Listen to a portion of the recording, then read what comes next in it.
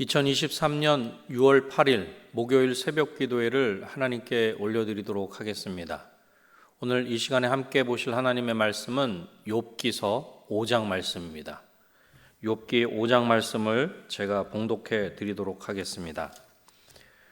너는 부르짖어 보라. 내게 응답할 자가 있겠느냐? 거룩한 자 중에 내가 누구에게로 향하겠느냐? 분노가 미련한 자를 죽이고 시기가 어리석은 자를 멸하느니라. 내가 미련한 자가 뿌리 내리는 것을 보고 그의 집을 당장에 저주하였노라. 그의 자식들은 구원에서 멀고 성문에서 억눌리나 구하는 자가 없으며 그가 추수한 것은 줄인 자가 먹되 덫에 걸린 것도 빼앗으며 올무가 그의 재산을 향하여 입을 벌리느니라. 재난은 티끌에서 일어나는 것이 아니며 고생은 흙에서 나는 것이 아니니라. 사람은 고생을 위하여 났으니 불꽃이 위로 날아가는 것 같으니라. 나라면 하나님을 찾겠고 내 일을 하나님께 의탁하리라.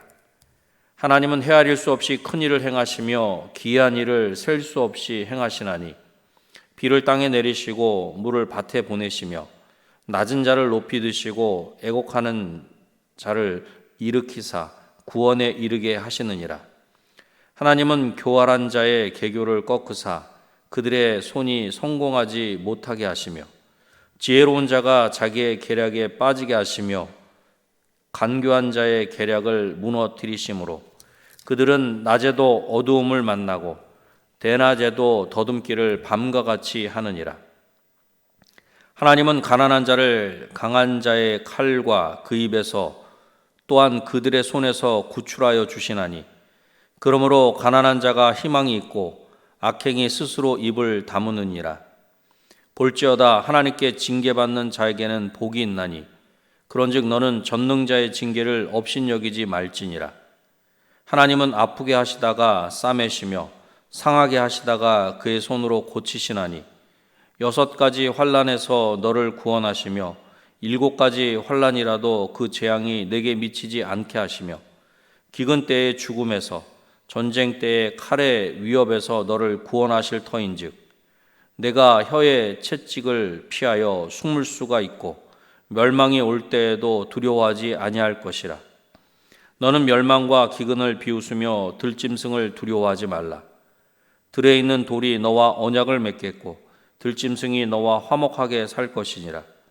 내가 내 장막의 평안함을 알고 내 우리를 살펴도 잃은 것이 없을 것이며 내 자손이 많아지며 내 후손이 땅의 풀과 같이 될 줄을 내가 알 것이라. 내가 장수하다가 무덤에 이르리니 마치 곡식단을 제때에 들어올림 같으니라. 볼지어다 우리가 연구한 바가 이와 같으니 너는 들어보라. 그러면 내가 알리라. 아멘.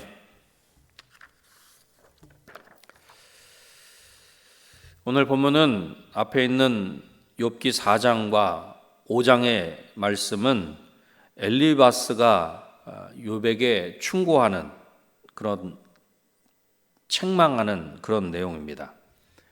오늘 본문 욥기 5장을 중심으로 엘리바스의 잘못된 책망 두 번째라는 제목으로 말씀을 전하고자 합니다.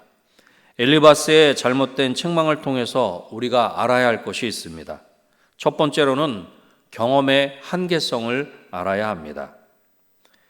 엘리바스는 4장부터 자신이 받은 말씀으로부터 자기의 생각을 더욱 발전시킵니다. 분노는 미련한 자를 죽이고 질투는 어리석은 자를 죽이는 것이므로 분노를 그치고 질투를 억제함으로써 미련한 자와 어리석은 자의 죽음을 면해야 한다. 그렇게 이야기합니다. 엘리바스는 어떤 미련한 자를 예를 들면서 자신의 주장을 하는 것입니다. 여기서 자신의 경험이 중요하게 작용하는 것을 볼 수 있습니다. 3절 말씀입니다. 내가 미련한 자가 뿌리 내리는 것을 보고 그의 집을 당장에 저주하였노라. 누가 보았다는 것입니까? 엘리바스 자신이 보았다는 것입니다. 엘리바스가 미련한 자가 뿌리 내리는 것을 보고 미련한 자와 악인들이 맞이할 것이 임하도록 기원하였다는 것입니다. 미련한 자의 삶은 악인이 맞이할 삶의 모습과 같은 것이며 자녀들의 삶에도 문제가 발생한다는 것입니다. 성문에서 이루어지는 재판에서 자녀들을 구원해 줄 증인이 없어 멸망의 길로 갈 수밖에 없으며 재산에도 피해가 생긴다는 것입니다. 그리고 이 모든 재난과 고난이 그냥 일어나지 않는 것임을 자연의 이치를 통해서 강조합니다. 재난이나 고난은 먼지와 흙에서 그냥 생긴 것이 아니라 분명 뿌려진 씨앗이 있기에 결과로 나타난다는 것입니다. 6절 말씀입니다.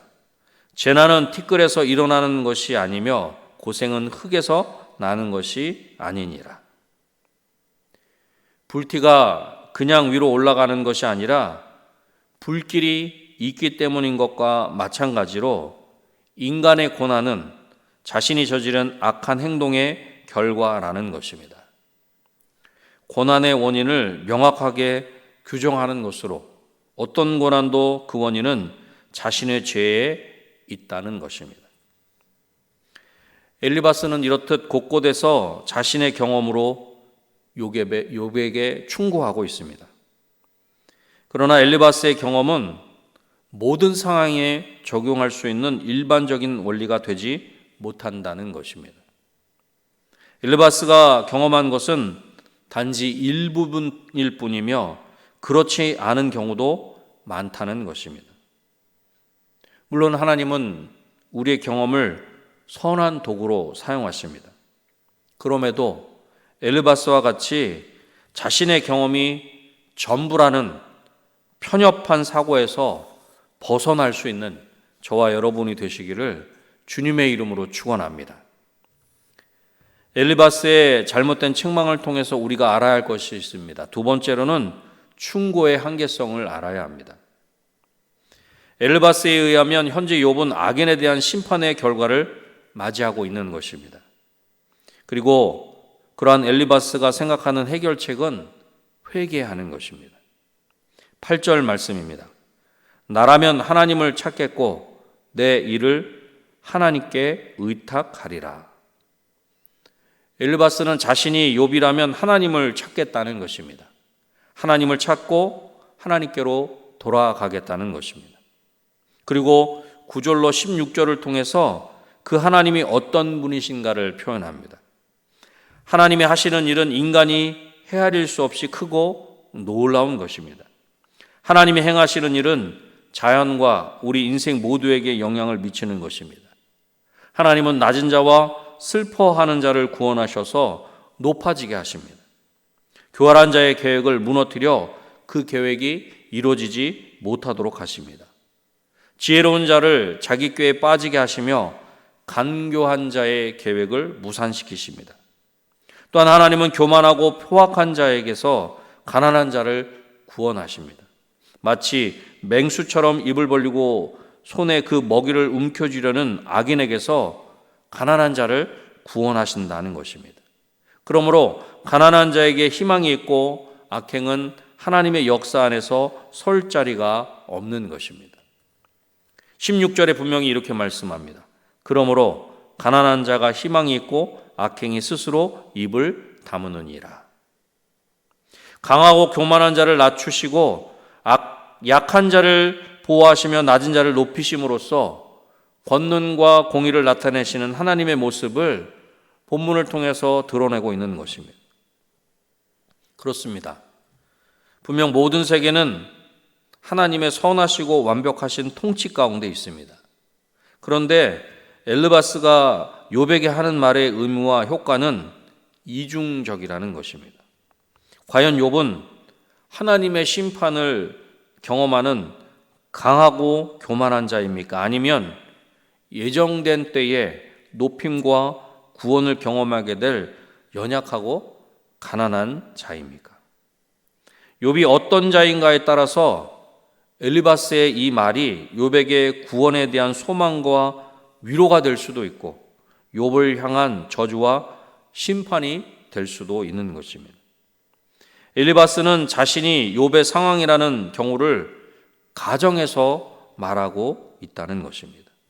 만약 엘리바스가 욥과 같은 상황을 실제로 맞이한다면 자신이 말한 대로 쉽게 행동할 수 있겠습니까? 특별한 이유 없이 하루아침에 자녀와 모든 소유를 잃고 몸에 병까지 들어 고통 중에 있다면 순순히 자신의 죄를 회개하고 하나님께 나아갈 수 있겠는가 하는 것입니다. 그렇습니다. 다른 이의 형편이나 고통을 제대로 이해하지 못하고 하는 권면이나 충고는 위로는커녕 아픔만 더하는 질책과 훈계가 될 수 있음을 알아야 합니다. 그리고 충고나 그 권면에 신중할 수 있는 저와 여러분이 되시기를 주님의 이름으로 축원합니다. 엘리바스의 잘못된 책망을 통해서 우리가 알아야 할 것이 있습니다. 마지막 세 번째로는 시선의 한계성을 알아야 합니다. 결과적으로 엘리바스는 욥의 고난이 하나님의 교육적인 것으로 그 징계를 거절하지 말고 잘 받아들일 것을 이야기합니다. 17절 말씀입니다. 볼지어다 하나님께 징계받는 자에게는 복이 있나니 그런즉 너는 전능자의 징계를 업신여기지 말지니라. 하나님은 고난을 통해 스스로 잘못을 깨닫고 돌이키게 하시며 완전한 멸망의 길로 가지 못하도록 하시기에 하나님의 징계를 달게 받는 사람은 복이 있다는 것입니다. 그러나 이것도 크게 보면 인과응보라는 전제에서 벗어나지 못한 것입니다. 왜냐하면 욥의 잘못된 행동과 삶을 전제로 하는 것이기 때문입니다. 엘리바스는 이렇게 교육적인 조치로서 징계하시는 하나님의 모습을 여러 가지로 묘사하고 있습니다. 하나님은 아프게 하시다가 싸매시며 상처를 내시다가 그 손으로 치유해 주신다는 것입니다. 어떠한 환난도 우리를 구원하시는 하나님의 능력을 넘어서지 못한다는 것입니다. 하나님은 기근이나 전쟁으로부터 구원하신다는 것입니다. 만약 욥이 이러한 하나님의 보호와 구원을 신뢰하기만 한다면 파멸이 올 때에도 두려워하지 않고 그런 것들에 대해 오히려 웃을 수 있다는 것입니다. 엘리바스는 욥이 잘못된 길에서 돌이키고 하나님을 찾으면 회복될 밝은 미래를 이해하게 하고 있는 것입니다. 그리고 이렇게 엘리바스가 말하는 모든 것이 그냥 나온 것이 아니라는 것입니다. 27절 말씀입니다. 볼지어다 우리가 연구한 바와 이와 같으니 너는 들어보라. 그러면 내가 알리라. 엘리바스 자신을 포함한 많은 사람이 지금까지 살펴본 끝에 얻은 결론이기에 욥은 이것을 잘 듣고 명심해야 한다는 것입니다. 분명 욥에게 새로운 행복에 대한 희망을 일깨워 주는 것 같습니다. 그런데 자신이 살펴본 곳으로, 많은 사람이 살펴본 곳으로 이야기한다는 것입니다.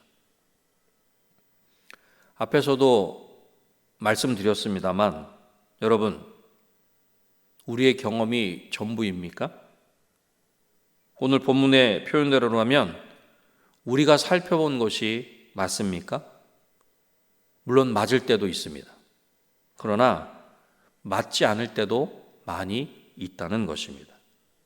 우리는 이렇게 우리가 보는 것, 우리의 시선에 한계가 있음을 인정하는 저와 여러분이 되시기를 주님의 이름으로 축원합니다. 말씀을 맺겠습니다. 엘리바스의 잘못된 책망을 통해서 우리가 알아야 할 것이 있습니다.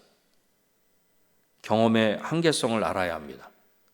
충고의 한계성을 알아야 합니다. 시선의 한계성을 알아야 합니다. 오늘도 우리의 인생의 한계를 인정하며 전능하신 하나님을 더욱 의지하며 그 하나님을 더욱 바라보는 저와 여러분이 되시기를 다시 한번 주님의 이름으로 축원합니다. 기도하겠습니다. 하나님 아버지 감사합니다. 오늘도 하나님의 말씀을 보게 하시고 들을 수 있게 하시니 감사합니다. 특별히 이 말씀을 우리 마음 가운데 잘 새길 수 있도록 도와주시기를 소원합니다. 그래서 우리 인생의 한계를 인정할 수 있도록 도와주시옵소서. 우리의 경험이 전부가 아니라고 하는 사실을, 우리가 충고하는 그 영혼을 아버지 하나님 우리가 다 알고 있다라고 하는 그 착각에서 벗어날 수 있도록 도와주시고, 우리가 보고 있는 것, 우리가 연구한 것, 우리가 경험한 그 모든 것들이 전부가 아니라고 하는 사실을 늘 인정할 수 있도록 도와주셔서 더욱 전능하신 하나님을 의지할 수 있도록 도와주시고, 더욱 그 전능하신 하나님을 바라보며 그 하나님을 신뢰할 수 있는 우리 모두가 되게 하여 주시옵소서. 그리하여 고난 중에 있는 욥에게 엘르바스가 아버지 하나님의 잘못된 충고와 권면을 하는 이러한 모습이 우리 삶의 자리에 없게 하여 주시고, 우리 은혜광송교회 공동체 가운데 아버지 하나님이여 그 모든 잘못된 것들이 사라질 수 있도록 아버지 하나님 도와주시기를 소원합니다. 그리하여 우리가 하나님의 그 귀한 사랑 안에서 더욱 사랑하게 하시고 축복하게 하시고, 아버지 하나님의 그 귀한 일들을 함께 기쁨으로 감사함으로 감당할 수 있는 우리 은혜광송교회 공동체가 되게 하여 주시옵소서. 하나님, 이 시간 이후에 여러 가지 각자의 기도 제목을 가지고 하나님 앞에 간절히 아뢰일 때 아버지 하나님, 우리의 아버지 하나님 진정으로 큰 슬픔 중에도 하나님께서 친히 함께 하시고 우리의 눈물을 닦아주시고 아버지 하나님 우리의 작은 아버지 하나님이여 신음에도 응답하시는 하나님이신 것을 우리가 기억하며 확신하며 그 하나님께 더욱 믿음으로 간구하는 이 시간 되게 하여 주시옵소서. 모든 것들 하나님께 온전히 맡겨드리오며 예수님의 이름으로 기도드립니다. 아멘.